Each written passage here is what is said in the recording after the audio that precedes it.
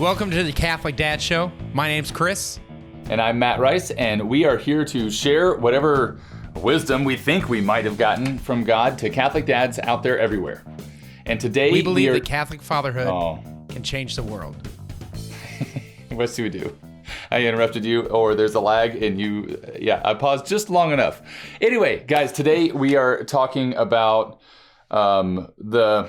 the kind of things that awakened in a dad, and the calls on fatherhood when atrocities like school shootings happen. As you know, recently, for us, it was yesterday. I don't know when you're watching this. The Uvalde school shooting happened, and it's just atrocious to see what happens. But that there's an instinct in men, and probably in humans in general, but something special inside of a man that awakens when something like that happens, where there's just this need to help, need to protect that comes up and comes alive. And so we're going to dive into that today in today's episode, and several other things, Chris. Yeah, so I am just still heartbroken. For those of you who don't know my story, I grew up in Littleton, Colorado. And in regards to school shootings, that was one of the original ones in the modern era that really kind of set the pace. And so for what's happening in Uvalde right now, I know that that's going to take years upon years for that community to both heal and recover.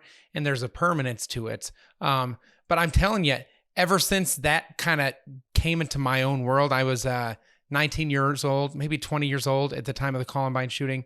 Ever since that came into my world, sometimes when I'm sitting in church, I start looking at the exits. I've thought differently ever since that happened. And so it's a big changer. So first and foremost, prayers of a father are strong, right? Like, what can we do right now? Because we all feel a little bit helpless, right? And I don't want you to start thinking about an exit plan or start concealed carry or anything like that. First and foremost, we need to storm heaven for the souls and for the families that are grieving, right? Yeah. Including the family of the shooter. Like, we need to, in a merciful way, have some prayers for the family of the shooter, because that's brutal as well. Yeah, and when I first heard about it, I was just dumbfounded, and it's so weird. And this may be some of the, after it having happened, and I say often, but more than once is too often. When I found out that it was an elementary school, it was just like, like that was just a gut shot, Another elementary school, right? When we found it, Sandy Hook, and And so, sorry, go ahead. Sorry, it's hard. Yeah, go. I'll go. So it puts us in a place of helplessness, and I think a lot of times the first response is anger or never again, and then what we end up having is a bunch of let no tragedy go to waste. And I hate the fact that a lot of the different things that I'm seeing right now are not people hitting their knees, but trying to hit the ballot box. Yeah. And yes, there's something about governance that should definitely protect its citizens and things of that nature. But there is a human element here that needs to be at the forefront. And there's more, if we all had nuclear weapons in our backyard, like if every citizen got a nuclear weapon and we all had charity in our hearts, it wouldn't matter. And so I'm not trying to pull one side or the other. I'm just saying that sometimes I believe that those conversations are decoy battles to the fact that there is a poverty of relationship that exists in some people in our society, and fatherhood is one of the answers to that poverty. And I want us to call up and lean into that reality first before we start talking about all these other conversations, which I believe are largely decoy battles to the poverty of charity that exists in our society as a whole, but in specific areas of our society as well. Yeah, and that's actually kind of one of the things that gets awakened, in a dad, or that is just there in a dad, is that problem solver. Like we see like something happens, whatever it is, and even here at Ablaze, like we have an issue list that we work through every week, and the first thing that's written is never the issue. It's rarely the issue. That's something else that's affected by the issue that we notice. It's a symptom or it's something else. And I do not in any way, shape, or form want to relegate these school shootings to symptoms. But there is a deeper issue here than just gun rights, or gun possession. There's something much, much more deep, and there's a poverty in the hearts of young people. There's a poverty in our hearts that needs to be addressed. Because that stuff like this, in whatever form it is, whether it's even like just self-medication, young people like taking drugs and drinking way more than they ever should. It's just self-medication for a deeper issue. There's a deeper poverty that's there that fathers have a unique role to meet, even if it's not your kid. And we, like Chris and I both have examples of young people in our lives that come around our house more often than they come around their own house because there's something different about our house. And I think that fatherhood and parenting that we have is one of those big differences. And they feel loved there. Yeah. Yeah. So in regards to a potential response is just keep an eye out. And I'm not saying keep an eye out for, I think that kid might end up growing up into a murderer or something like that. But just keep an eye out for areas where you can allow your fatherhood to spill over beyond your own family, right? Because that's what God the Father did. He loved the world so much that he gave his only son, Jesus. And that was a sacrificial offering, right? And that wasn't he could have just loved that son. He could have just loved that son. But then he called us to be children. He called us to be his children through Christ. And so there is something about God the Father modeling what it means to extend our own fatherhood in a profound way that can change the world. But that was a sacrificial gift. God the Father first offered his son before Jesus offered his life. And so the initial sacrifice came from God the Father gifting his son to the world. And so a sacrificial love on behalf of a father has changed the world, and it can still change the world today. And I'm not saying, actually, I do want to say, I think that if there was a better father in the life of the shooter, that things would have been different. I'm not saying that that's the sole factor or anything like that, but I do want to say that things would have been different if there was a better father in the life of the shooter. And I think that goes across the board. Generally speaking, you can look at those who have been shooters in those type of mass shootings and see that there was a poverty of a male father figure in their life, typically. And I would say if young people don't have multiple fathers in their life, then there's a poverty in their life. I look at my boys. I've got 3 boys, and they have, honestly, they probably have 4 or 5 fathers that are active in their life. 3 of them that know them really well, and so my sons get to see and be loved by at least 3 fathers. And I love that. Like, now their father is different, but like still they have fathers in their life. And so even if you see someone who has a good dad, they still need you. They still need another one.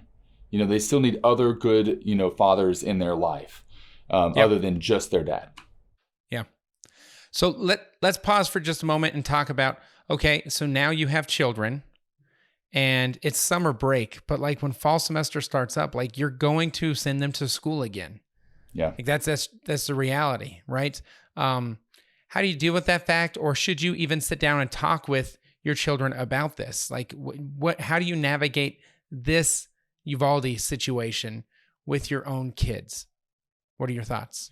So I had this, dad fail moment. It's funny that I think about dad fails at different times, but I had never talked to my kids about anything like that. If someone comes in to a room and they're a bad person or whatever, and starts shooting, what do you do? My kids had never even had that conversation. Isaac, my youngest son, joins karate, and that's one of the first things that his karate teacher taught him. Was I think it was scatter, like this phrase scatter, and he knew to run to the to the edges of the room or whatever and hide under something. Like that, the very first thing that they taught him. Now I'm sure that there are a lot of other things, a lot of other ways to teach him, but it was like in that moment I was like, you know what? I've never taught my kids what to do in a situation like that. And I don't know if it's because of comfort, like I'm so comfortable, it doesn't happen. I haven't felt the need to do it. Or if it's like, I don't want to make them scared. I don't want to make them afraid. I bet it's a combination of those two things, which is why I don't, talk to my kids about stuff like that. And it's like my role as protector and my role as provider, right? So I want to protect them from being afraid, but I want to provide them with the resources to keep themselves safe if they find themselves in that situation. But in doing so, I won't protect them from being afraid. I introduce, like there's a balance there, and I think it's an age appropriate balance. Yep. But at the same time, like I don't want my kids to be scared to go to school. I don't. Yep. And honestly, I don't think they should statistically be scared of going to school. But when Parkland, Florida, they interviewed some people after that high school shooting. And one of the kids said, well, with as frequent as shootings are happening, I knew it was a matter of when this would happen at our school, not if it would happen at our school. Wow. And so some of these young people are going to school assuming that there's going to be some violence perpetrated on the school or on them at some point.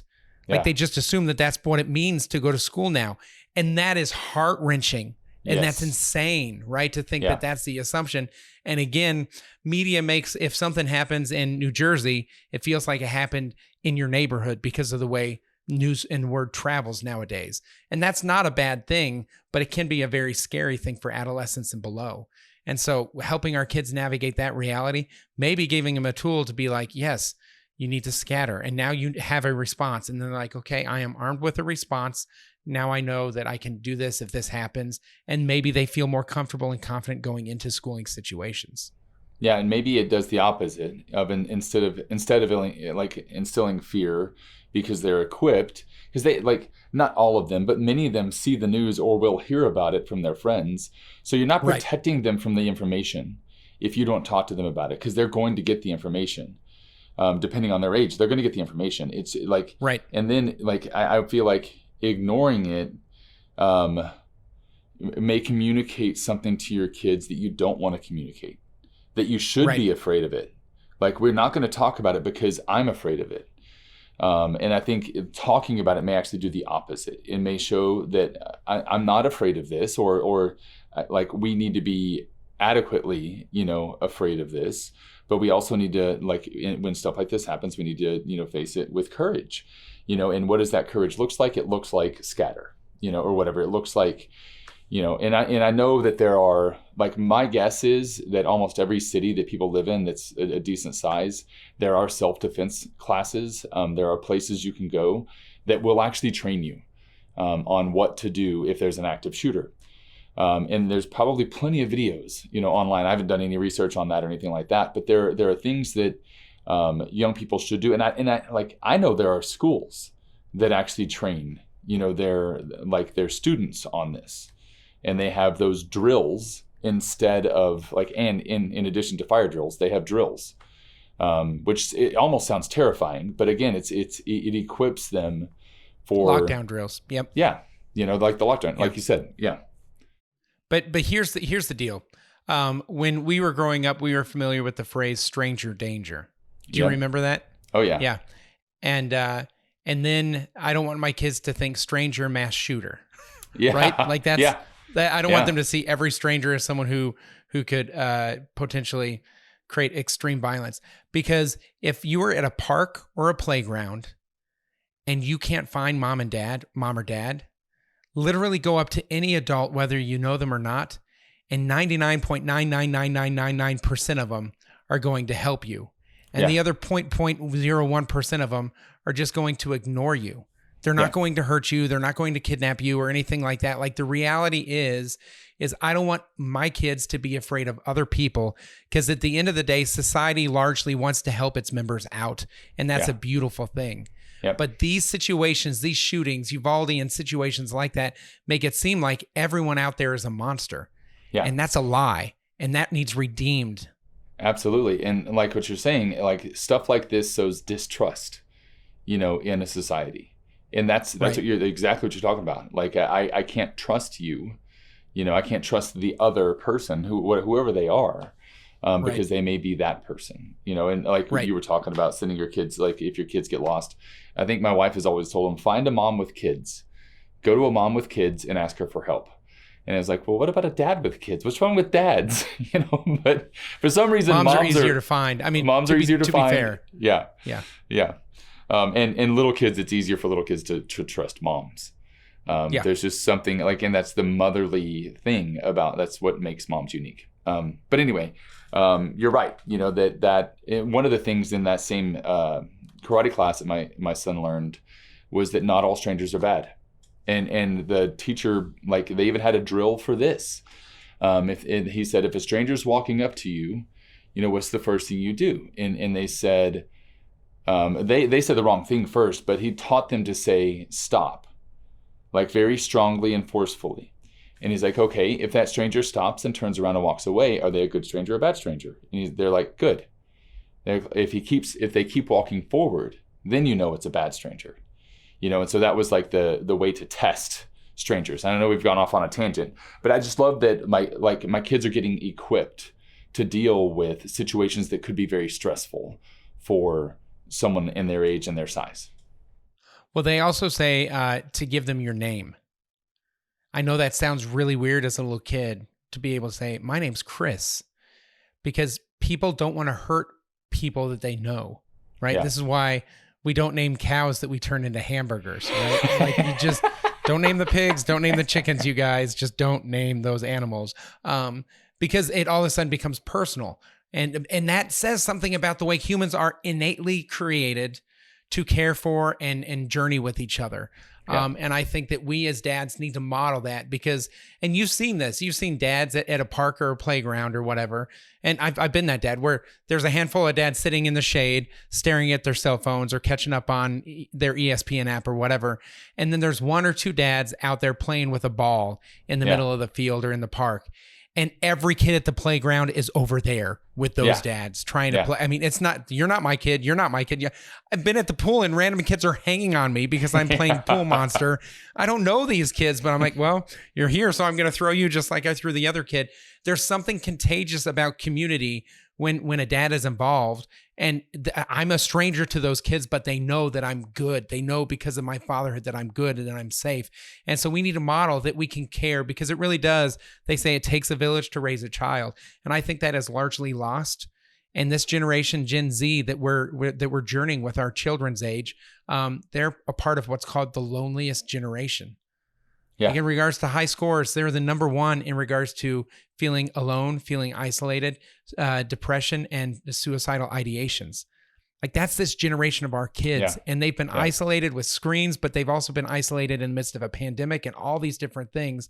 And I don't want to say that this is a fruit of it, but I do want to say that this is a concern in the midst of it.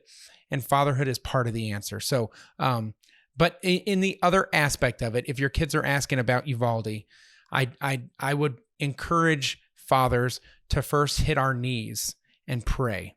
Yep. Let's pray for those families. Let's pray for these people. This is tragic. This is hard. This shouldn't happen in our society, and it largely doesn't. Yeah. Right? There's thousands upon thousands of schools yesterday that did not have a school shooting. Yeah. And there was one that did, right? And yes, they're more frequent than they used to be. However, they're still pretty darn infrequent. So schools are still largely a safe place. However, we need to pray for those who make them unsafe. Yeah, when you say hit your knees, like, do that like in an obvious way with your kids. This is an opportunity. That's why I mean pray together as a family. Yes. Yeah, it's an opportunity to show your kids how we respond to this. What do we do? The first response is prayer. And my kids learn it in other small ways too. Like when we're driving down the road and we see an ambulance or we see an accident, we all say a Hail Mary. Yes. That's how we respond to tragedy, is by lifting it to God, like praying to God for safety, for everything, for the people involved, all that stuff. And it's fun when your kids start to do that on their own. I forget who it was. Someone was walking with my daughter, and she heard a siren, and this was anyway on her own. My daughter just did it. Like, she's 7 years old, on her own without any cue from mom or dad. And this, not a cue from the adult that she was with. She made the Right. sign of the cross and stopped where she was and prayed, and that's the kind of response we want to instill in our kids. I was coaching my daughter's soccer team, and I may have told you this story before, but I mean, it's just the rec league, the city soccer team or whatever, and an ambulance drove by. And my daughter, who was like 6 years old at the time, starts gathering all the kids. Come on, come on. Okay, we heard the ambulance. Hail Mary, full of grace. And she just starts leading the team. And I mean, there were 2 other Catholics on the team, but they were 6. They didn't really know the Hail Mary, and everyone else was kind of looking around. I was like, sweetheart, that's so very sweet. I will pray one on the car ride home. It was just, yeah. It was the best. I was so proud. That's how we teach our kids that, is when we're faced with tragedy like this, we turn to the Lord. And it teaches our kids to do the exact same thing. When they're faced with tragedy, they know who to turn to. And that's our job, is to point them to Him. And so I think that's beautiful. Okay, so to kind of bring the conversation back, first things first is fatherhood is a solution to the problem. Maybe not a comprehensive solution, but a solution, and letting our kids know that they are still safe. Like, that's part of our fatherhood. And then in regards to, on a spiritual level, to pray not just for this situation, but also with our kids for this situation. Those are kind of 3 kind of points that we've made so far. Yeah. And this may be a shorter episode than normal. We just wanted to get something out soon, and quickly and respond to this, so that we could give something, like put something in the hands of dads out there, like who are or having to navigate this right now. Yeah. The other piece I want to talk about is, I want you to have a conversation, dads, with your spouse. I want you to talk about, how do you feel about this? What's going through your heart, just to allow processing to take place. Because I don't want, every time my wife kisses my kids as they go to school, to her feel like this is the last time I'm ever going to see him. And then thank God I got a second chance. Thank God I got a second chance. Like, I want us to really live in a way that builds our family and grows our family, not tries and keeps the family together one last time, because that's just a different approach. Like, our goal in regards to fatherhood and raising children is to make a lasting impact on society. And I think that mentality is different than a goodbye kiss, to where you feel like it's the last time you're ever going to be able to see your kids. And so to be able to provide that sense of purpose and meaning in our rearing of our children, especially partnering with our spouse, as opposed to, oh, thank God we got to see you for another day. That'd be a really weird situation as a child to receive that from mom and dad. Yeah. But it also, should awaken, how fleeting life is to us.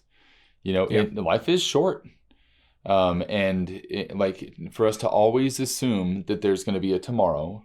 And so we're lazy today. Like, that's something I run into with my kids all the time, is like, Sure. Hey Dad, can we go shoot hoops? Oh, I'll do it later. Like, what if there isn't a later? Right. Get off your freaking butt and go play some basketball, Interesting. Yeah. And so there's a fine line there that we need to walk. One is being fearful every time they leave. 2 is taking the opportunities that come your way to invest in your kids, spend time with your kids, and making sure that, I don't know, that, like, just as a random thought, but like, I'm getting on a 24-hour flight tomorrow. I'm going to confession today. I'm going to confession today because I'm not risking, something like that. I'm going to be fine, but that, like, I'm not going to risk eternity, for that. And so the same kind of thing is, I want to make sure everything's right, before I leave. I want to make it, like, even before my kids leave for school, I want to make sure everything's right, not that I'm doing it out of fear, but I don't want to leave any. Does that make sense? Am I making sense, people? Yes. I think it's called the eternal perspective, to recognize that ultimately we're going to die. And maybe this is a good conversation to point towards that. But I don't know. It's age appropriate. And, but remember, begin with the end in mind is different than beginning with the end, assuming that the end happens today. Yeah. Right? Totally different. But knowing that the end will happen, and we know neither the time nor the place, this is a good reminder of it. So, listen, Matt and I are not experts in regards to it, but we are bringing on an expert over at Ablaze Families. If you have Instagram, there's going to be a recorded video. We're going to have that up on our Instagram feed where we bring a counselor on, and we're going to actually talk to them live and ask them some questions. Again, by the time you're seeing this, it's already been recorded, but how do you talk to your kids about these things? There's resources out there, and we're finding one over at Ablaze Families. Yeah, we'll make sure and post that in the comments below of this video so y'all have access to it. This was a heavy episode, you guys. Thank you for joining us. We do believe that fatherhood can change the world, and this is a great example of how fathers can stand up and lean in, even when it's hard or seemingly scary. This is definitely navigating the unknown, but we encourage not if you talk to your kids about it, but how you talk to your kids about it. Journey with them in regards to this school shooting situation in Uvalde. And like we said, it takes a village. If you are having a hard time finding a village of your own, for your own personal support in your community, you can find that community on the village. It's ablaze.us/thevillage. You can sign in there, and I know that there are parents, there are families in there that are sharing and talking about this and other topics as well. It's a great place to digest some of this stuff and learn from other parents. Last but not least, please like and subscribe. I know typically we're laughing a lot more during this episode. It was definitely a more somber episode. Check out some of our other ones to put a smile on your face after today's show. And like and subscribe and share it with at least one other person. I think it's an important topic. So dads, support dads by sharing this. Amen. All right, you guys have a great week. God bless. God bless you.